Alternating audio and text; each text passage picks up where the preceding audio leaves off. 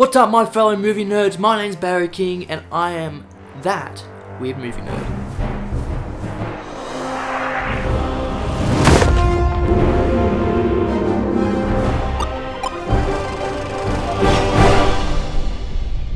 Alright, today we are going to rant about 2018 Ben Young's Extinction. It's a sci-fi, apocalyptic thriller thing, and I've got to say, I enjoyed some part of this movie. The concept. I love the concept. It starts out very simple, like every generic alien invasion movie, and then it slowly reverts our expectations and turns into a completely different viewpoint of the movie, and I love it. I love when movies are like, hey, if you watch this back a second time, you're gonna notice things, and then you're gonna be like, oh, I didn't see that, so that's why that happened, and that kind of happens here.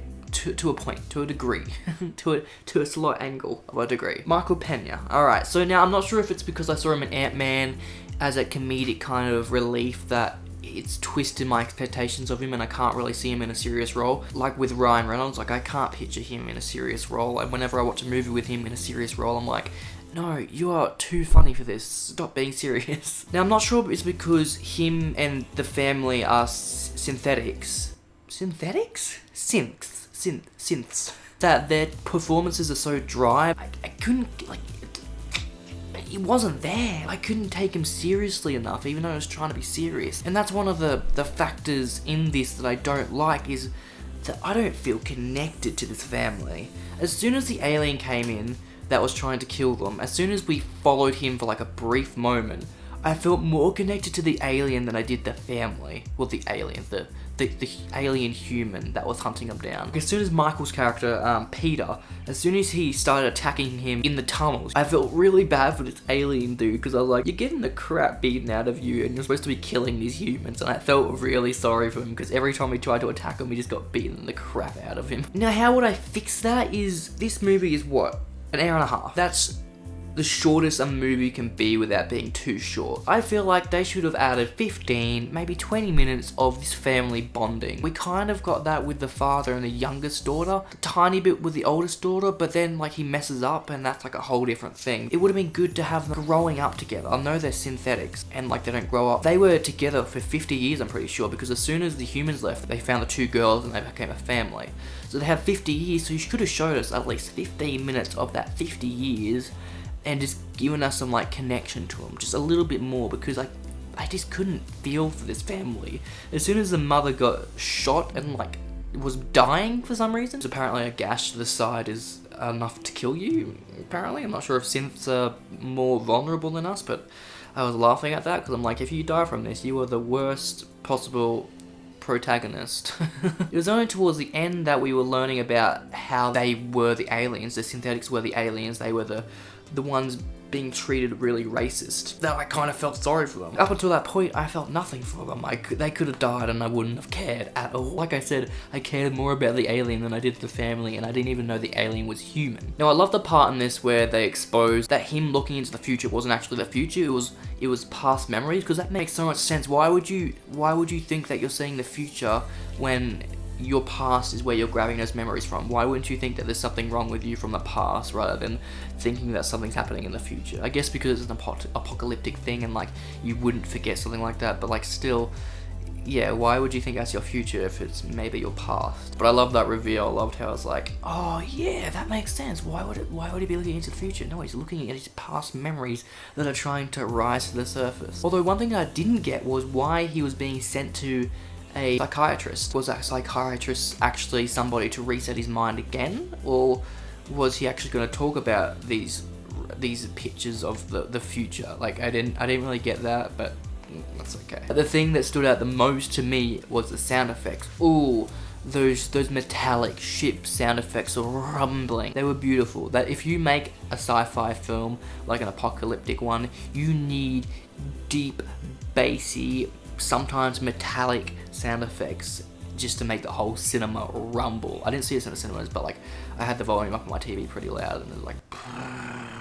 But I do love this overall theme about how that the synths push the humans off of Earth, and then the humans are coming back and they're trying to reclaim Earth. I really love that. Like when they're in the tunnel and that guy took his helmet off, the human, and you could see that it's human. I'm like, dude, it'd be pretty cool if they made a movie where the aliens that were coming to Earth weren't actually aliens, they were humans or like a higher being that were like more developed than us. And that's kind of what they did here. It's enough of what I was thinking to be like, whoa, yeah, they did make a movie like this, whoa. I wish they gave more snippets of just things we can look back on to be like, oh, he said that because he's a synth. Or like, just give us a lot more backstory to these synths. Like, was that the only city in the whole entire world that held synths? Because if that's the case, how were there that many synths across the whole world to make the humans evacuate to Mars? Like, is there other cities of synths? Was this just one city? It's hard to fit all that into an hour and a half, but like, even just little nuggets. Like, if the daughter were to say, can we go out of the city? And he were to say, no, there's nothing out there, like, but not as plain as that, but like a bit more hidden. Just to give tiny little nuggets, so when you go back and watch it, you're like, oh, he can't go out of the city because there's nothing outside the city. Just things like that, just little nuggets of information, especially for that scene where he went to the psychiatrist. It would have been good to have a few things there to, maybe in the background, to say like, reset your mind or something. Just so we get like a tiny bit of detail to like, what is he actually going there for? Why are the synths sending unknowing synths to the psychiatrist? Is it to reset their brains, or is it to talk them through it and like get them through it and all that? But like, it had so much potential, but it was so bland. Like, even though it was so deep, it felt so bland. It was up here, but like something just pushed it all the way down to here.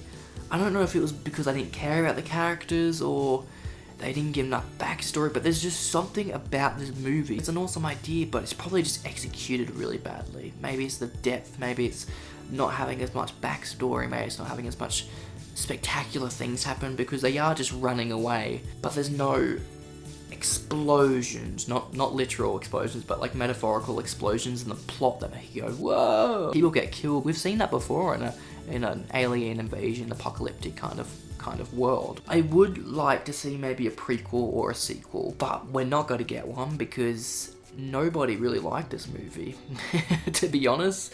And like, yeah, I can't see them wanting to expand on this story. That's a good thing, I guess. That's what a movie is. It's an experience. Like, some movies go beyond that experience, like Harry Potter and Maze Runner. Like, they don't want that one movie. They want to immerse you in this world. And I guess this movie could have done that, but I feel like the creators of it just wanted to be like, hey, there's this pocket, there's this little movie experience that we want you to experience. If you like it, then hey. If you don't like it, then hey. Here's something that I thought of, you have a look at it. And I feel like that's all it is. Maybe a series, like it would have been way better as a series. Maybe the last 1 or 2 episodes is the big reveal and we're like, whoa, so that's why that character did that.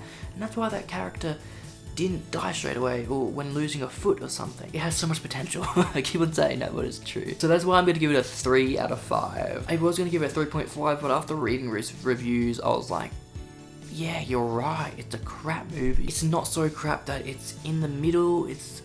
I feel like it's just over the line, but like it's also bad, so I won't give it a 3.5 or a 4. I was going to give it a 4 or a 3.5, but I went back to a 3. It was a good movie, but it needed a lot more to make it better. So hey, if you think I'm wrong about any of my little spiels I just went on then comment below, argue with me. I'd love to hear about your thoughts and how I'm wrong, how I'm not seeing if it's better or if it's way worse, or why it's not working, or why my little brain can't figure out why it's not working. Seriously, comment below. I love talking about movies. If you got any other movies you think I'd like or you'd like me to rant review, then comment them down below and I will add them to my very long watch list. But for now, thank you so much for watching this video and I'll see you in the next rant review.